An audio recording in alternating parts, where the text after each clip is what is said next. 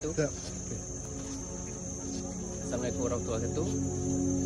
Kami daripada pihak BMM menerusi kerjasama dengan PLAS yang mengelola jabatan pertama dan jabatan kedua, mula nak buat hebahan dan nak mula kuat-kuasakan undang-undang.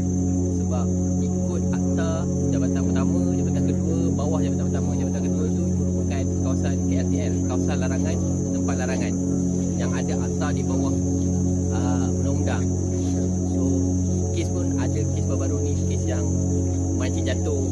Susulan pada tu pun PLAS dan FMM Polis Meri juga bekerjasama untuk pastikan bawah jabatan dah start dikuasakan undang-undang, tak boleh ada apa-apa aktiviti mancing ke atau aktiviti lain. Kuasa bila tu tuan? Kalau ikut kuasa dah lama dah, 2019.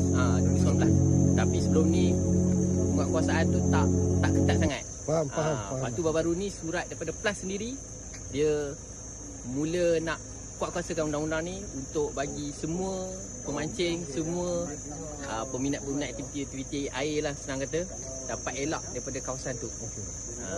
Okey tuan, terima kasih. Ikut akta 298, penjara 2 tahun,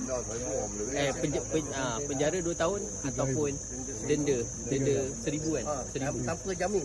Dan akta ni pula itu yang sakit dia tanpa jamin, dia tak boleh jamin. Sebab akta ni 298 dia tak boleh jamin. Dia bukan macam tahan compound saja. Tak.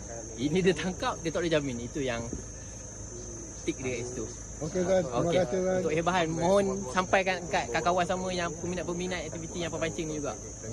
Okey. Terima kasih.